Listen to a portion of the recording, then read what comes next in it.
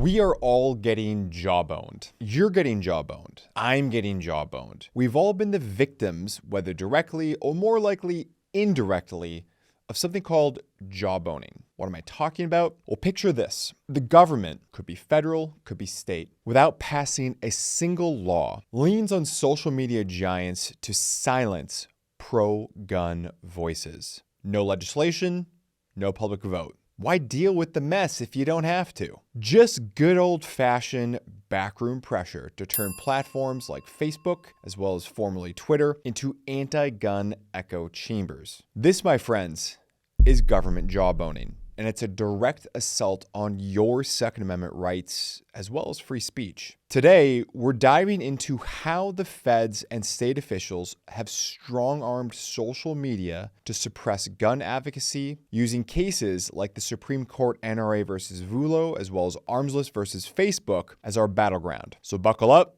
and let's get into it.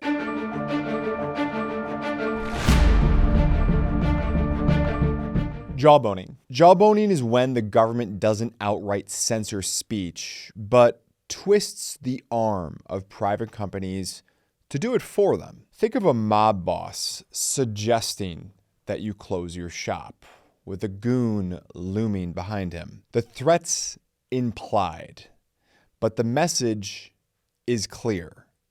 Comply or else.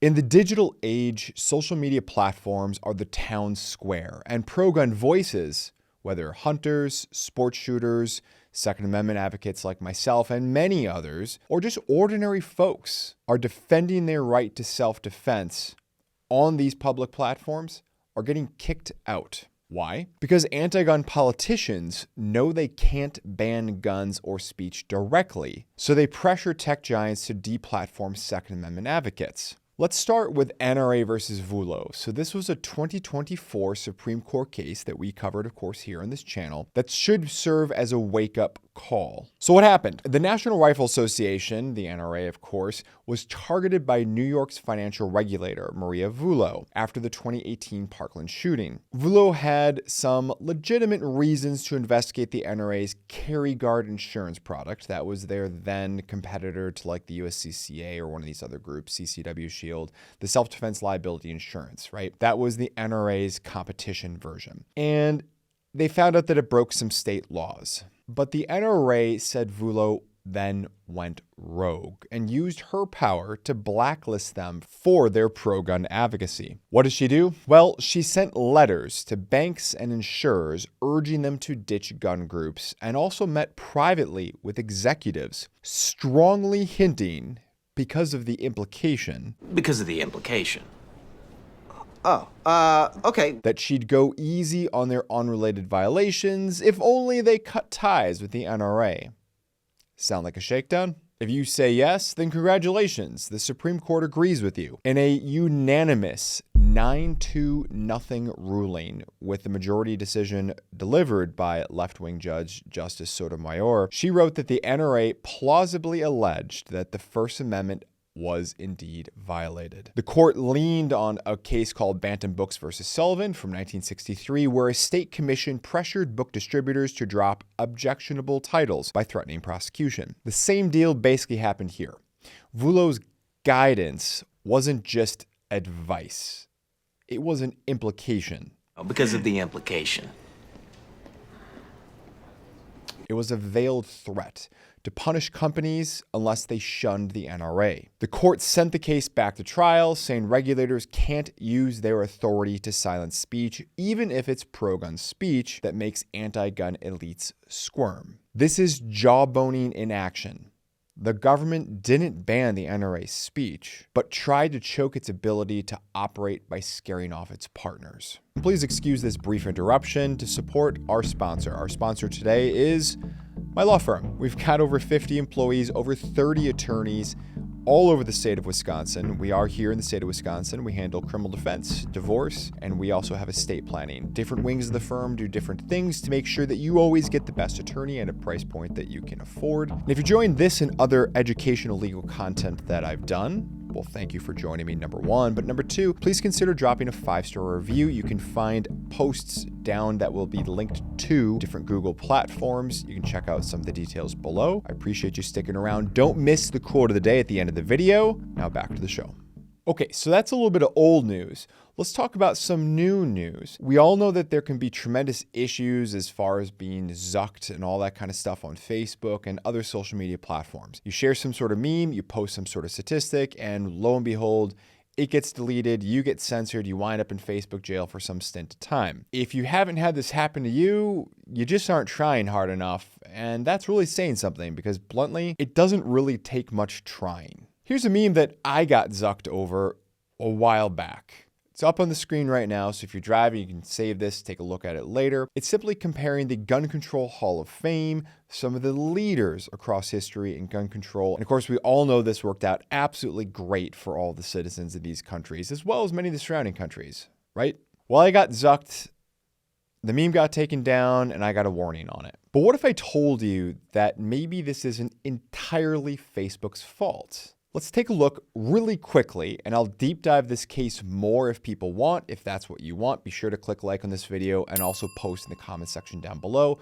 If enough people do it, I'll post a little bit more of a deep dive on it, maybe in a few days. The case is Armslist LLC versus Facebook, and this deals with a 2025 Pennsylvania Supreme Court case that shows jawboning isn't just a New York problem. So Armslist, a lot of you know what Armslist is. It runs a platform for legal firearm transactions, just like basically Craigslist for guns. They host a platform, people post for sales, and people kind of go from there. Everything was going fine until in 2020, Facebook banned their account, even blocking armslist.com in private messages. Armslist cried foul, saying this was jawboning by federal lawmakers pressuring tech giants to crack down on their content. Now again, I'll go into much more detail if you guys want, but suffice to say, they had some evidence on their side. There's a 2016 letter from one senator going to Mark Zuckerberg, basically demanding Facebook ban firearm sale posts. Then in 2018, a different United States senator threatened even tougher regulations if Facebook failed to censor inappropriate content because, you know, the implication. Because of the implication. Okay. In 2020, now 13 senators told Mark Zuckerberg, of course, founder and owner of Facebook, to suspend accounts violating gun sale policies. And in 2021, Senator Feinstein, as well as other senators, pushed legislation to strip Armslist of its Section 230 immunity, which basically protects platforms from liability for their user content. Armslist argued that this created a hostile regulatory atmosphere that basically spooked Facebook into deplatforming them. Now again, if you want to know more about how that case went, let me know down in the comment section down below. I'd love to be able to share quotes with you, but I don't want to get sidetracked on that. We're here today to talk about jawboning. Why does this all matter to the Second Amendment? Jawboning lets anti-gun politicians directly bypass Congress as well as the Constitution. We all know that they cannot repeal the Second Amendment, even though they would desperately love to. Heller, Brune, and other Supreme Court cases have made that clear. So they can target our voices instead. Not only mine, but yours as well. If social media, where millions of people debate gun rights daily, becomes an anti-gun fortress, the narrative can shift. Maybe not for you and me, but for people who are on the fence, for people who don't know better, let alone the next generation. Pro-gun advocates get shadow banned, demonetized, or outright kicked off, while anti-gun groups post freely. In short, it's not a fair fight. It's a rigged one. But it's not supposed to be a fair fight because of the jawboning, because of the implication. Because of the implication. And when any platform buckles to this kind of government pressure, it's not just speech that's at stake. It's your ability to organize, educate, and to defend the right to keep and bear arms. Now, the pattern is clear. Jawboning thrives in the shadows. In Murphy versus Missouri in 2024, the Supreme Court dodged ruling on whether the Biden administration jawboned platforms regarding censorship surrounding COVID-19 content. However, the Fifth Circuit found evidence of coercion. Same playbook, different target. Anti-gun jawboning often spikes after tragedies like Parkland, when public emotion is raw and politicians exploit it to push tech companies into voluntary crackdowns because of the implication. Because of the implication. Okay. But calling that voluntary? Come on. When a senator threatens regulation or a regulator dangles penalties, compliance isn't the choice. It's survival. It's the implication. Because of the implication. So what's the fix? What can you and I do? Well, first, call it out when we see it. Shine a light on every letter, meeting, or suggestion that smells like jawboning, whether it's coming from some sort of local alderman from your district or whether it's higher than that. It all matters. Second, support platforms that resist jawboning. I'm not going to give any specific suggestions. You be the judge of that, but do your research. Third, push for laws clarifying that social media cannot be government puppets. And fourth, keep fighting in court. Support groups like Gun Owners of America, Second Amendment Foundation, Firearms Policy Coalition, and others. Support them in their mission to fight for our rights, because it isn't just the Second Amendment at stake, as you can see here. We need First Amendment wins to help protect the Second. And of course, that's all part of this. This isn't just about guns. It's fundamentally about power.